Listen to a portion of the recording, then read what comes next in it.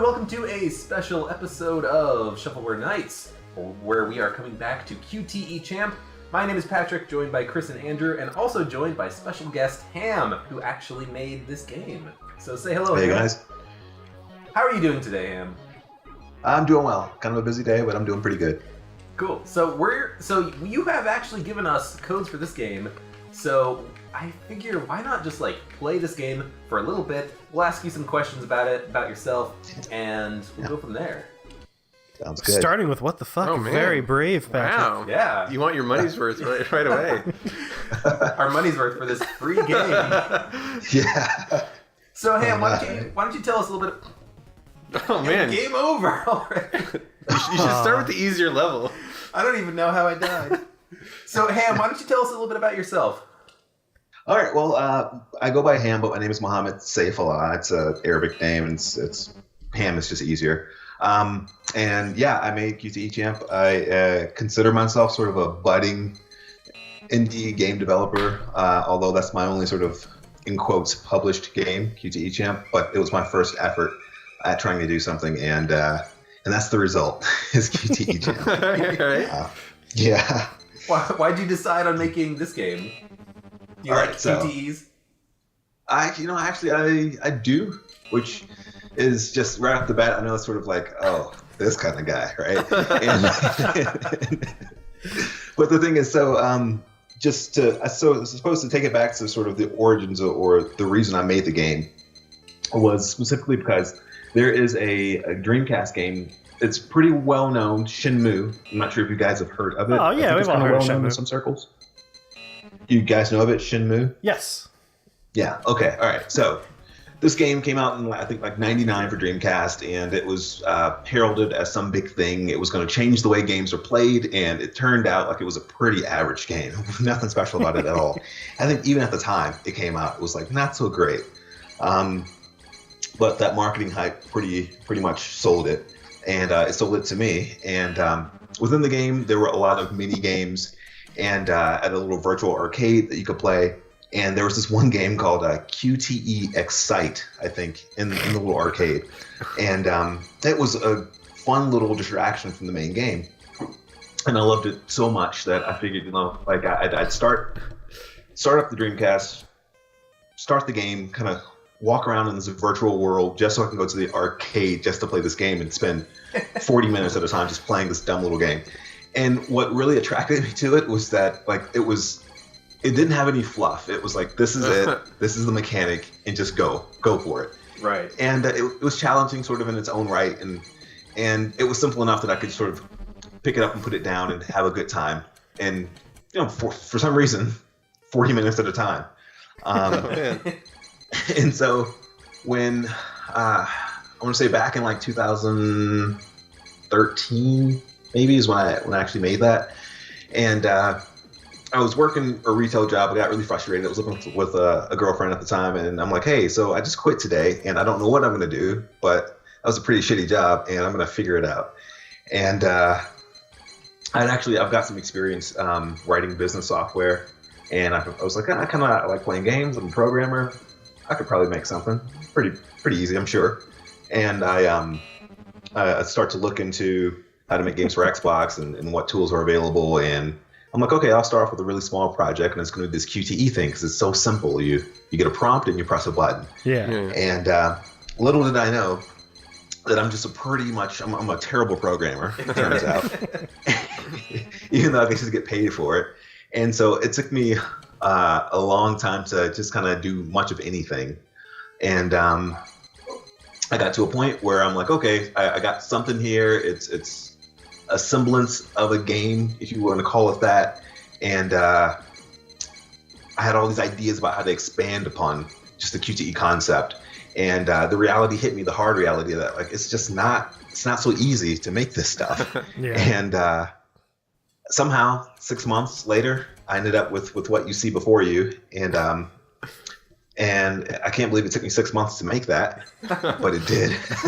Looking back on it always seems like it should have been simpler than it was. Yep. Yeah, and In fact, I'm like, at the time I told my girlfriend, she's like, so what are you gonna do? How are you gonna, pay the bills? I'm like, oh, don't worry, I got savings. This is gonna take me 3 weeks. Don't worry, like at the most. And 6 months later, I'm like, yeah, so it's kind of done, but I got to submit it still, and it went through about 4 months of back and forth, sort of submitting it through Microsoft's indie game submission process, where it's sort of peer review and people sort of try to break it, and if they break it or manage to find a bug that just crashes the game, then they kind of reject it and say, fix this thing. And so it was sort of back and forth for, I don't know, it was a long time. I just know that it was like I finished the game in like April and then it released in August. Okay, and that's a long turnaround. Yeah, they don't let you immediately resubmit the game. You have to wait 1 week at least. Ooh. So you can't really do a quick turnaround. No, you can't. And I'm sure it was on purpose. It's to stop people from just kind of spamming. Right. But yeah, that was the thing. And so yeah, it was done like mid to late April, and then early August is when it finally was available in the store for $1. And yeah, I don't know. That's the high level of how that game came to be. Have you always wanted to be a game programmer? Yes and no. I went to college for film and video, and I've always been sort of an artist, so to speak, even though that game is not a representation of it whatsoever. Well, don't worry, you're not the only person in the room who went to college for that. I was a film and video guy. Yeah. Now I make the intros to these videos. That game does not represent me. But yeah, so like I've always had sort of a creative knack, and I've always enjoyed playing games.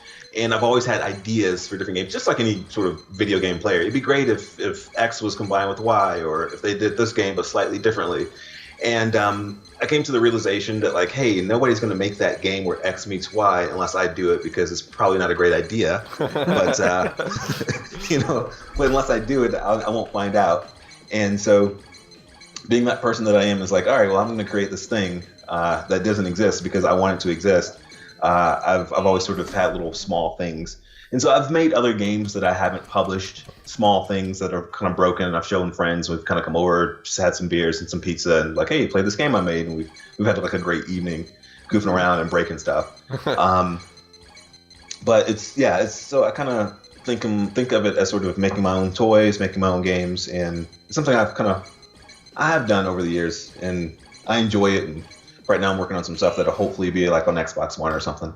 Oh, cool. Cool. So you're still doing occasional game development? Yeah. The game I'm working on right now is, if you can imagine, Bejeweled but competitive somehow. Okay. It's what I'm working on. All right. And like, honestly, I haven't worked on it since, I want to say, December. So I'm very much taking my time. But I get in these creative spurts where, okay, I'm going to work on this for a month or two, and then it's not coming together so well, so I'll just take a break for a month or two, and that's kind of how it goes. Are any of the smaller ones you worked on available online anywhere? Just like free little fun toys and games?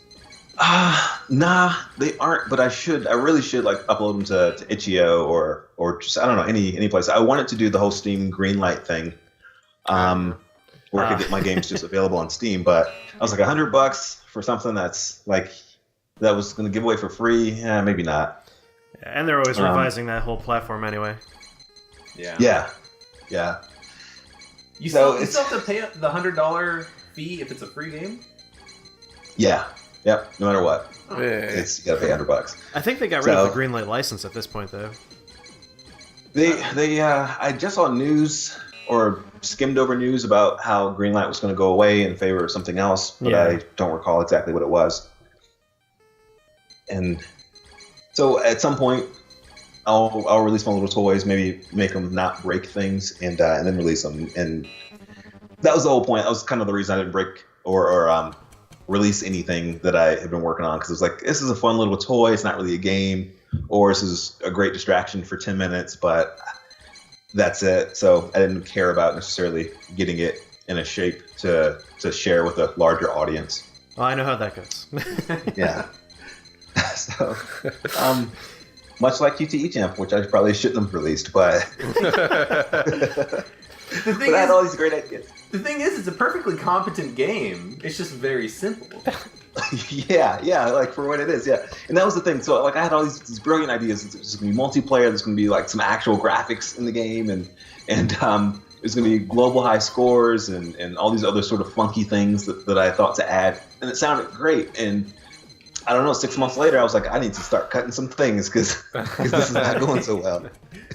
So what kind of graphics were you gonna add to this, if any? Like what kind of visuals? They're just going to be sort of these little faux firework type things that happen as you press buttons. Like, I don't know.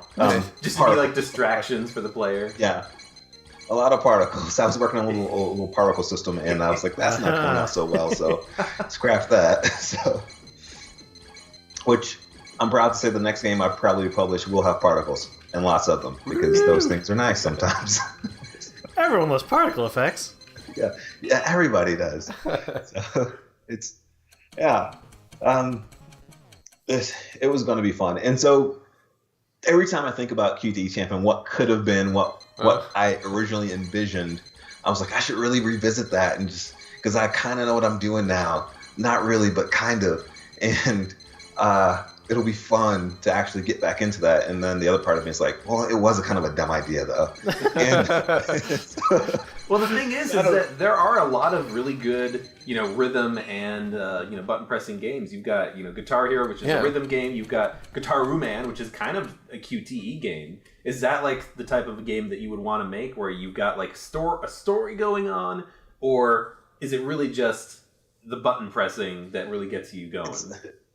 For me, it's just the button pressing. I'm so weird, I know. But it's just the button pressing. It's like, I don't know. There's some games where I can appreciate the story and the art and the graphics and the atmosphere and all that stuff. And then there are other times where I'm just like, no, I just kind of want to press a button, and that's it.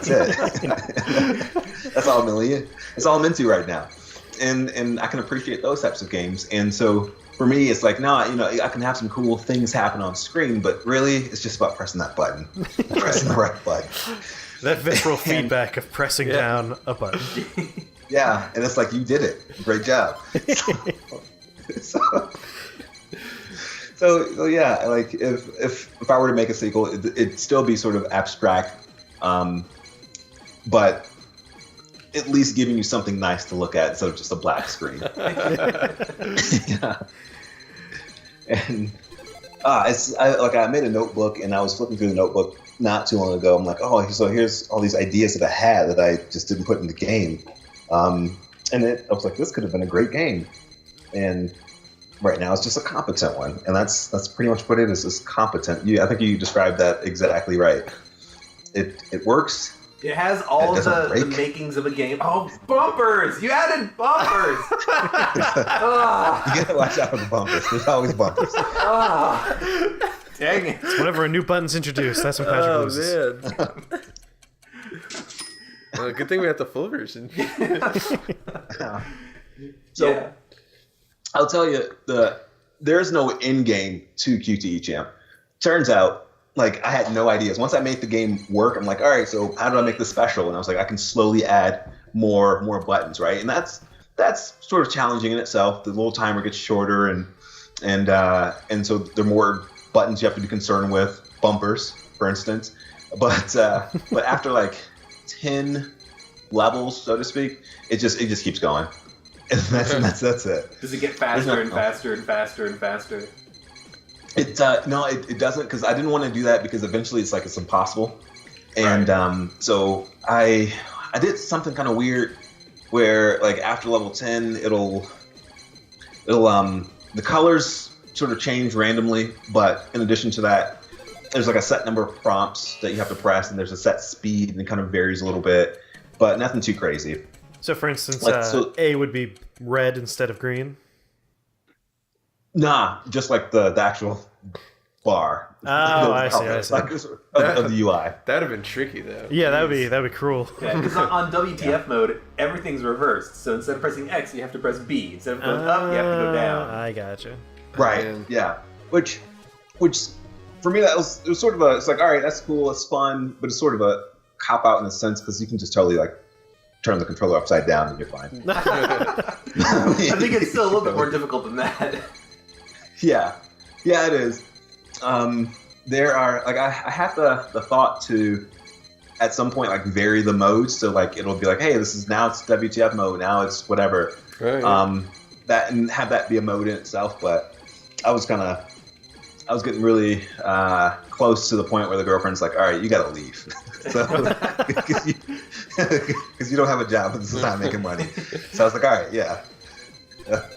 So I've got it. I'm super curious about this. Did you move a lot of units of QTE Champ? You know, before this call, I meant to take a look and see, and it just totally slipped my mind too with all the things I'm doing this weekend. But the last time I looked, which was a year or two ago, the game sold, I want to say, close to 70 units, if not quite 70. I'll just say like 68 because I think I saw 60 something. So yeah, that's all it did. And fun fact about Xbox Live indie games: Microsoft will not pay you unless you hit a certain target. A certain milestone.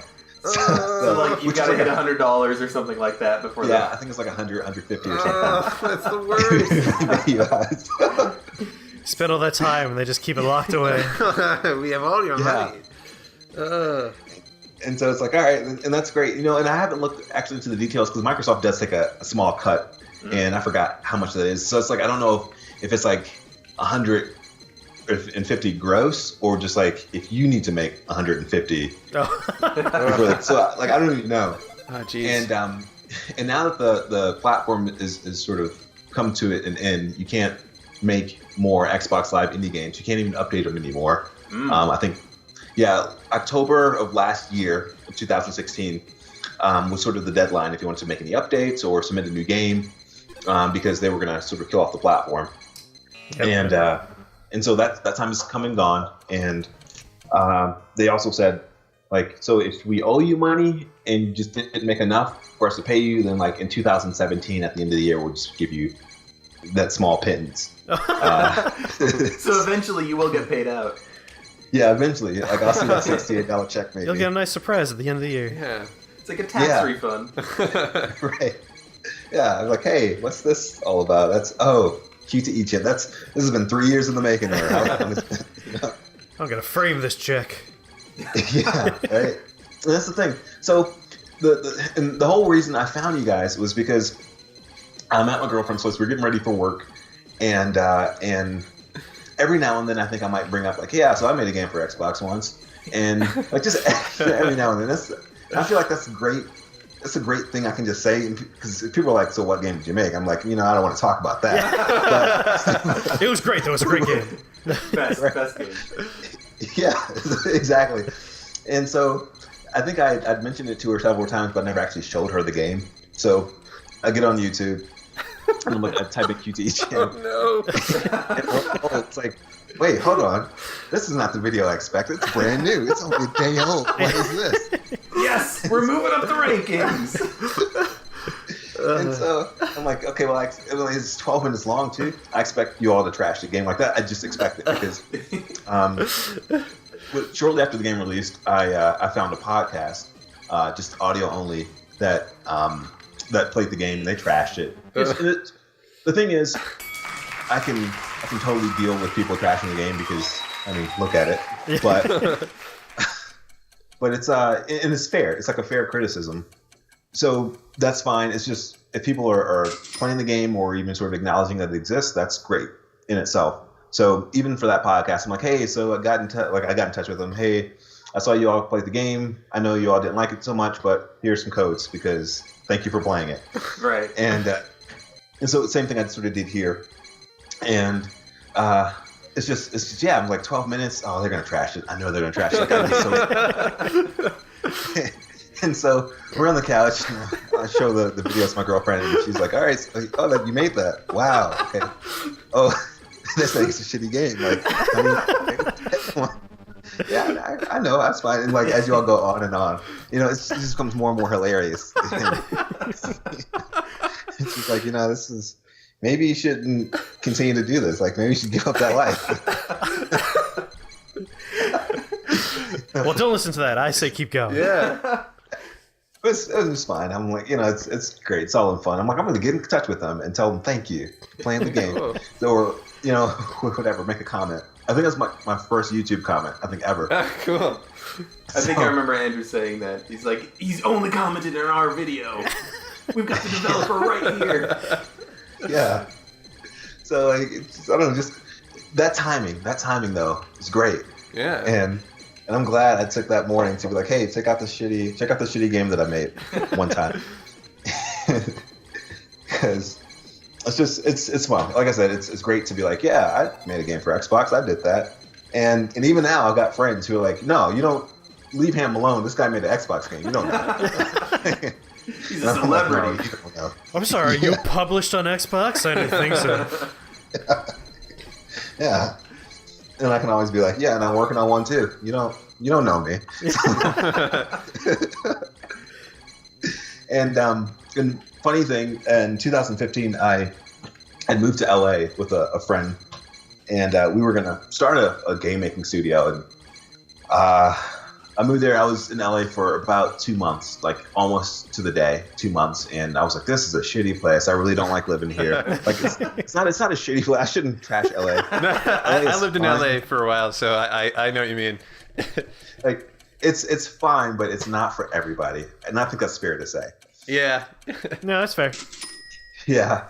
And so I was like, all right, well, I guess we aren't going to be making games because, I got to eat. And it was a struggle trying to make games and pay rent.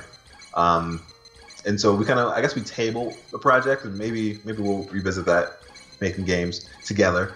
But right now it's just sort of that solo thing where it's like every few months I'm like, all right, I'll kind of dig in and do some stuff and then see where I'm at. Right. So do you have any plans to release anything in the near future? Yeah, so Xbox or Microsoft with Xbox One has enabled something to. I don't have an Xbox One. I've pretty much only played PC games right now, but they've enabled something with the Xbox One that you can actually start to develop and deploy your projects to the Xbox One, and I guess there's some path to actually publish things too. So this next game that I'm working on is this bigger one, this sort of competitive version of Bejeweled. Yep. I'm going to try to get it released on Xbox One. But of course, you got to make it fancy and all that fun stuff. So that's what I'm working on right now, and hopefully it'll make it there. And then just all the sort of usual platforms too, like Windows, Mac, just Steam, basically. Yep. Steam and all those other digital distribution platforms. Right. So we'll see what happens. It is definitely not anything that I'm sort of relying on to pay bills, because I'd be homeless. At the end of this year, you might get something out of it when they pay you out. Yeah. Right. Yeah. Because if I'm making $60 like every 4 years, that's not going to cut it. We're still waiting on YouTube to pay us our 40 cents that we earned from this channel. Yeah. Might be waiting a while. But yeah, it's exciting that you all, like, I don't know, your review of all the games that you all like go and look at and kind of give a fair shake, or maybe even a not fair shake, whatever. Just have fun. Well, I think this was one that I picked, and I had to know, how can you make a QTE game? It's only about QTE. Yeah. I had to know. And there it is. It's like it's QTEs. It turns out it's not much of a game when you just kind of limit it just to that.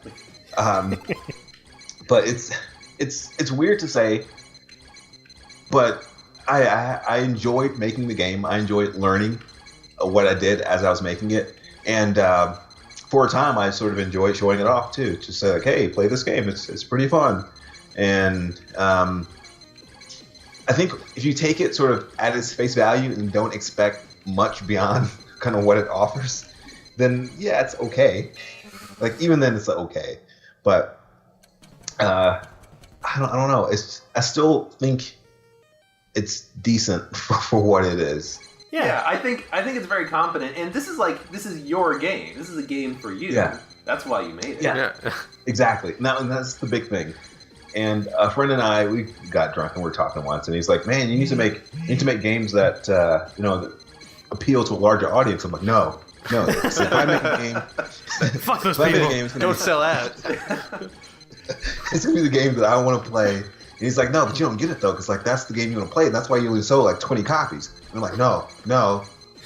It's if I'm one person who loves it, then there's gonna be other people who love it too." Right. Exactly. And that's admirable. Yeah. Yeah, and it's a thing. It's true. Water. Oh, yeah, okay. I'm being told I need to drink water instead of juice. But I totally understand you. I made a terrible dating game where you have to date Obama and a bunch of other government officials. That's right. And I made that for me. So I get it. It's like a Game Maker or something like that, Well, right? yeah, it was a Python game. Right. Doki Doki no Obama. But that was like for like a contest. Yeah, it was for a visual novel contest. Yeah. Okay. All right. Yeah. But you understand, though. It's like nobody's gonna make this, and I want it. Exactly. Make it. And most of the time, it's like, all right, well, there's a reason nobody else is gonna make this but me, because it turns out I think it's great, but other people. The world needed a game where you play QTE, and the world needed a game where you play as Thomas Wheeler of the FCC. We're just giving the world what it needs. Yeah. See, I'd play your game. I play it and I enjoy it. No one should play his game. I'll send you a link to my game. Okay. My awful game. We'll have to rip into that game at some point. Oh yeah, we will. Be fair, yeah, do it.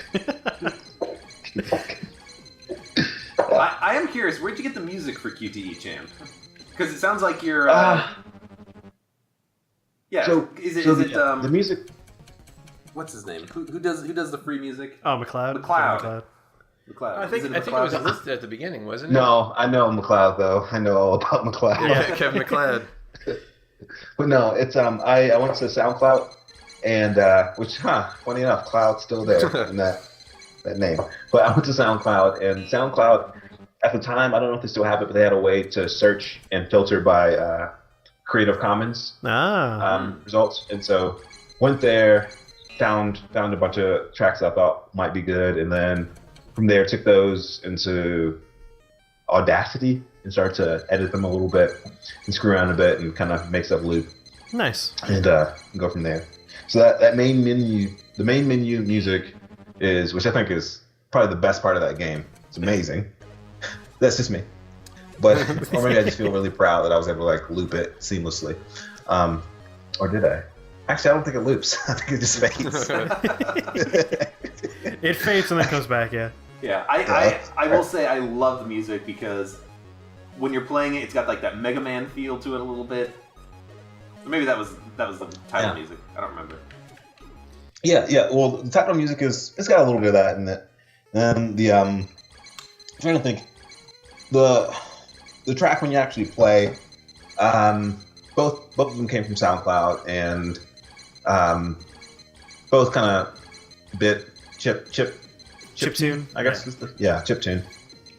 I think that's kind of what I searched for, and kind of went from there and just filtered through results. And I let the guys know whose music I included. Like, hey, I made this game, and actually, I don't think I gave them a key code or anything, but I just kind of messaged them to say I used your music, and I hope you like it.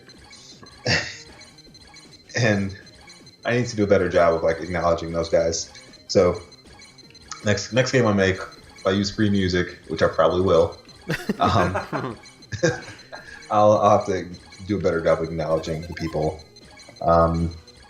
who provide that music. And then as far as the sound effects go, that actually did take some NES ROMs and record some different bits and just manipulate them a little bit. Oh, nice. And pass those through. So in a way, they are genuine.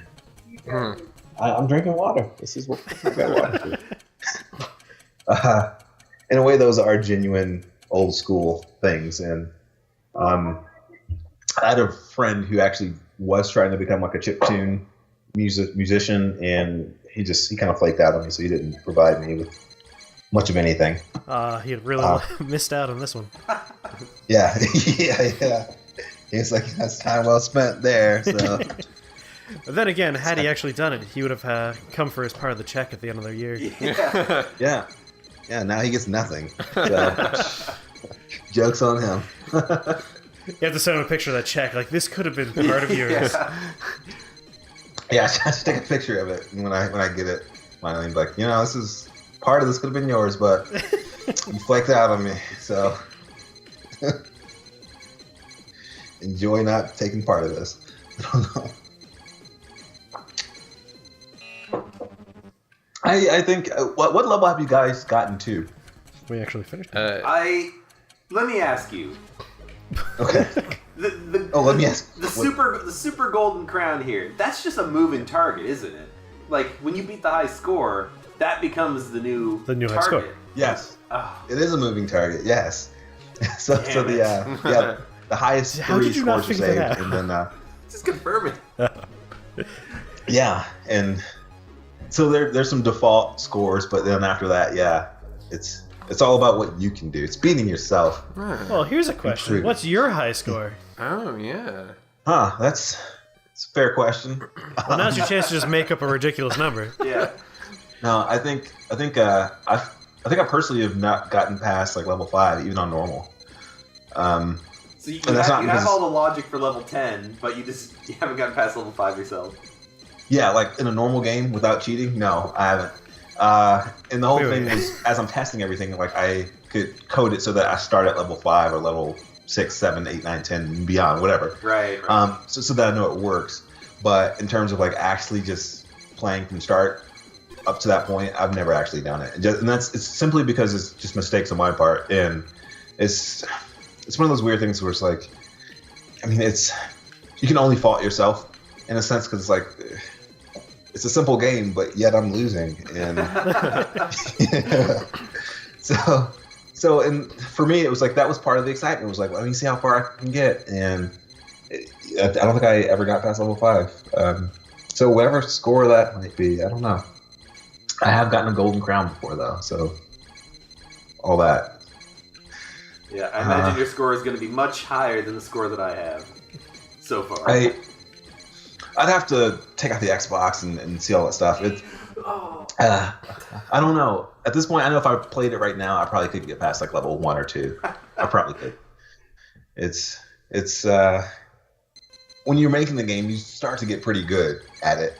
Right. And then, yeah, when you don't do it, it's kind of bad. The other thing is that there is a forum online. Because Shenmue has a cult following, people who just are hardcore into Shenmue. I don't quite get it. But they actually have a Kickstarter, or finished. There was a Kickstarter for a new sequel to Shenmue. Oh, right. Did it finish successfully? Do you know? I believe it met its did. funding, yeah. Yeah, okay. So, yeah, I can't see that not happening. But... Sorry, I'm playing the game now. That's why suddenly we're losing a lot faster. Okay. I was just Googling to see, is anybody talking about QTE Champ? And this Shenmue forum comes up, and people have found the game, and they're like, oh, this is just a rip-off of the Shenmue game. And I'm like, yeah. No shit, that's kind of what I wanted. That was the whole point. So I go in and I do the same sort of thing, like, yeah, so this is my game. Here's some codes if you guys want them, and I'm gonna make an update. I'm gonna make it so like it's like the global scores, and turns out, man, that's not too easy to do. Yeah, leaderboards. So I was like, yeah, fuck it, I'm not doing that either. And so I kind of missed the deadline, even if I didn't want to do that.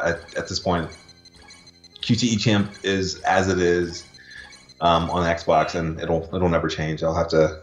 You have to port it to the PC. Yeah, I have to port it to the PC, which, I mean, you develop it on the PC anyway, so it's there. It's always been there. I just kind of, I guess I should just kind of find the code and give it away. Because, yeah, there's nothing stopping me from releasing it on PC. It works. Yeah. I think even, like, the little score save system and all that stuff, like all the little internal bits that have to code just for Xbox, they're all there, and you don't necessarily have to get rid of them because the way you sort of Good Andrew. comment or bracket out stuff when you're actually developing the code. It's like if it's an Xbox, it'll execute some certain chunks of code. If it's not, then it'll skip past it. So it is a working game on PC, like as of this moment. Nice. I guess I should just toss it out somewhere. Yeah, on Itch.io. Yeah, on Itch.io. So do that and let people have fun. QTE Champ will live on. It will. Somebody will be like, this is a shitty game, but I can probably make it better. Unless you just And really they like will. QTEs, in which case it's perfect. I mean, Yeah. honestly, it's just Yeah. like a fun, high-score game. It works. It's just who can get higher. Yeah. It's a great party game. I wouldn't go that far. Yeah. It's a great game for a bad party. Yes. Yeah. All right, I want these people to leave my house. All right, wherever we're playing this game. You're gonna be playing my game now. Do you like shitty games? Because I got one for you. Oh. So, yeah, it is what it is. Ultimately, Ultimately, It it's is- a competent game. yeah, it is. It is a first attempt. I think it shows that. But yeah, it's competent. It doesn't break. Doesn't do anything unexpected. Doesn't crash. Exactly.